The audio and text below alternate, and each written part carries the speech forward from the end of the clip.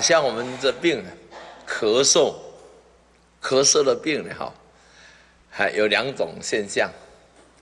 一个是干咳，一个湿咳。干咳和冷咳啦。干咳的话，要先从吃胃药，干咳很快就好。干咳，如果冷的咳嗽呢，冷咳呢，吃什么呢？2种。如果我们初荤的，你出这个烧鸡酒啊，鸡酒酒给酒啊，给酒啊，那个差不多煮过停了一次，然后再煮，那个是用吃了，冷咳很快就好，不然就 XO 很有效。这个我有一次我们台中有大东纺织公司三老板也是我们师兄嘛，在香港咳了半死哦，不知道怎么办哦，3更半夜打电话给我，然后好了，我就请示老祖老祖开示，马上到楼下吧台呢，喝一杯 XO 就好了。他真的有效，你老祖讲了，你就这样了，不要怀疑他就赶快到楼下吧台了，先买个 XO， 他喝了，那天晚上就好睡，就没有咳，第2天就好了，第3天就好了 ，XO， 回来了，这个事情谢谢老祖，谢谢师父，我咳了，药打针都没有效，你这 XO 喝了就好，真的喝下去 XO 就好了。以后呢，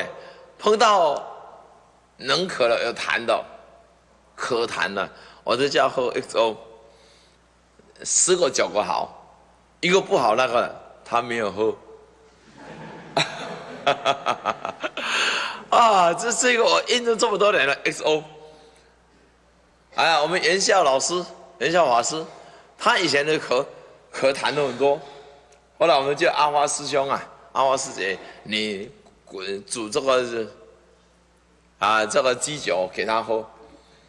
他长年累月积下来的，从小时候就积下来了。他说我出事了，我说你命都不要，还出什么事？命要紧所以煮了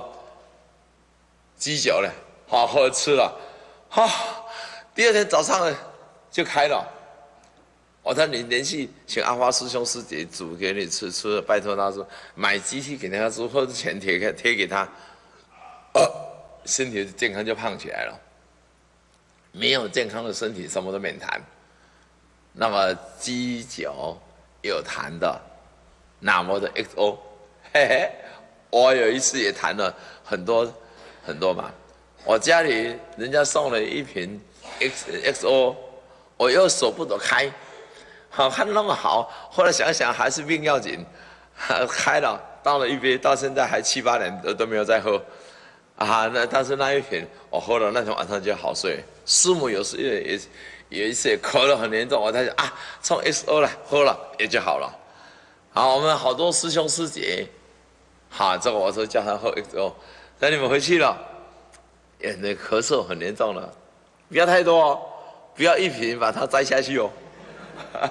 晚上1点就好，晚上一小杯就好，很有效。因为我也卜过卦，真的有效吗？我卜卦了嘛，卦卜了，没有错所以我就鼓励大家喝 XO。